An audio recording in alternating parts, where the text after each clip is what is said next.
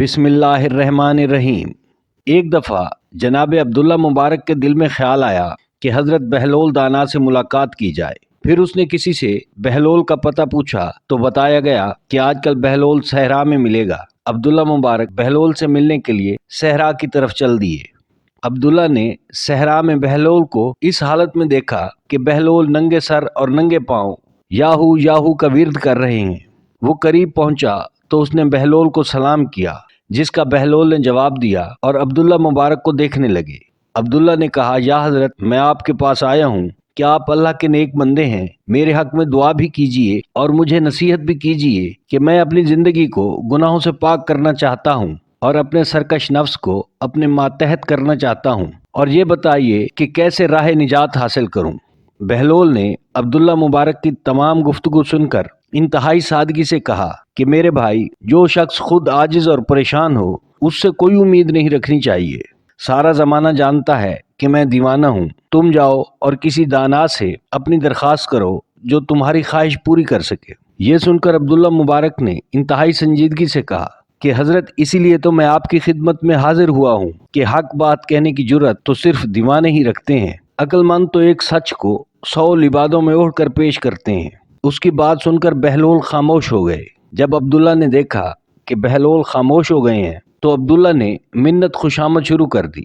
आखिर बहलोल अब्दुल्ला की बातें सुन सुनकर तंग आ गए तो कहने लगे, ए अब्दुल्ला, अगर तुम राह निजात देखना चाहते हो तो याद रखो, मेरी 4 शराइत हैं। अगर तुम मान लो तो मैं तुम्हें राह निजात दिखा दूंगा। ये सुनकर अब्दुल्ला खुश हो गया और बेसब्री से कहने लगा, हजरत, आप 4000 शराइत भी कहें तो मैं मानने को तैयार हूँ कि राह निजात 4000 शराइत के मुकाबले में भी सस्ती है। बहलोल ने कहा, तो सुन अब्दुल्ला, जब तू गुनाह करे और अल्लाह ताला की शरीयत से रूह गर्दानी करे तो फिर तू उस रब के रिज़्क को भी हाथ ना लगा।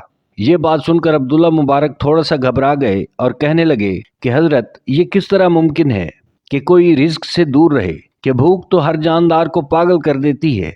इस पर बहलोल दाना मुस्कुराए और कहने लगे, अब्दुल्ला, तुम बातें तो अकल वाली करते हो मगर आधी बात को गोल कर जाते हो। अगर तुम अल्लाह का रिज़्क नहीं छोड़ सकते तो फिर उसकी दी गई शरीयत क्यों छोड़ देते हो।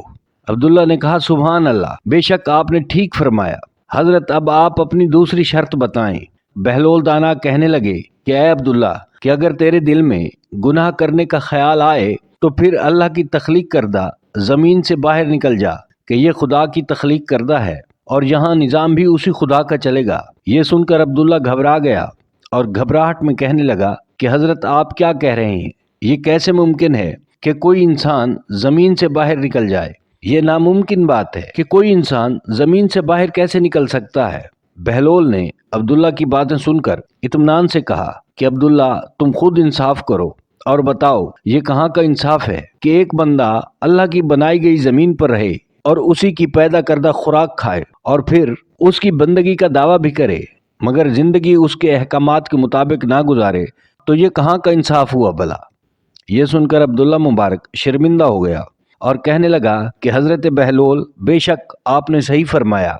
अब मैं मुंतज़िर हूँ कि आप अपनी तीसरी शर्त बताएं।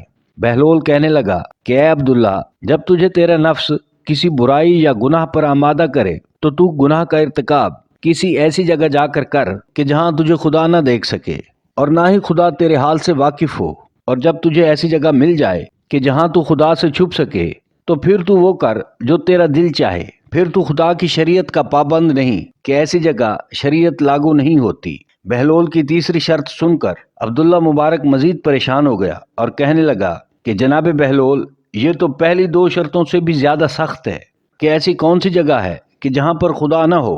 वो तो समीओ बसीर भी है और आलिमुल गैब भी। इस कायनात में ऐसी कोई जगह नहीं जो उससे पोशीदा हो। अब्दुल्ला की परेशानी को देखते हुए बहलोल दाना ने कहा, ए अब्दुल्ला, जब तुम इस बात को मानते हो कि तुम उसी का दिया गया रिज़्क खाते हो, उसी की तख्लीक करदा ज़मीन पर रहते हो, तो फिर उस खुदा की बनाई गई शरीयत से रूह गर्दानी क्यों, और फिर ये बंदगी का दावा कैसा, जब अल्लाह ताला कुरान मजीद में फरमाता है कि ये ख्याल न करो कि अल्लाह उस अमल से गाफिल है कि जो जालिम करते हैं। अब्दुल्ला ने इस बार इकरार किया कि मैं शर्मिंदा हूँ कि ये बात ना समझ सका। ए बहलोल, अब आप अपनी चौथी शर्त मुझे बताएं।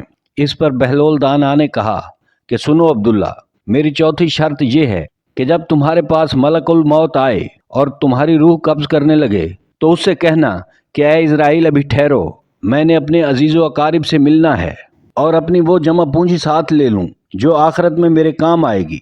ये सुनकर अब्दुल्ला मुबारक चीख उठा और कहा, बहलोल, ये आप क्या कह रहे हैं? मलकुल मौत कब किसी को मोहलत देते हैं? ये आपने कैसी अजीब शर्त बयान की है?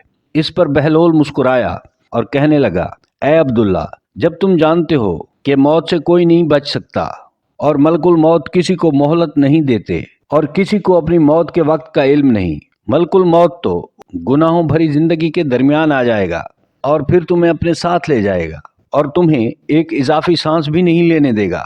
बस जितने सांस तुम्हारी जिंदगी के हैं वो पूरे हुए और मलकुल मौत पहुंच गया। और तुम ये भी जानते हो कि अल्लाह ने फरमा दिया है कि जब मौत आएगी तो ना लम्हे भर की देर होगी और ना लम्हे भर की जल्दी होगी। ऐ अब्दुल्ला, तुम किस वक्त गफलत से बाहर निकलोगे? तुम इस मुख्तसर जिंदगी के सफर के लिए क्या कुछ नहीं करते? ये सफर कुछ दिन, कुछ महीने या कुछ बरसों में खत्म हो जाएगा और फिर बहुत लंबा सफर तुम्हारे सामने होगा कि जिसकी मंजिल आखिरत है।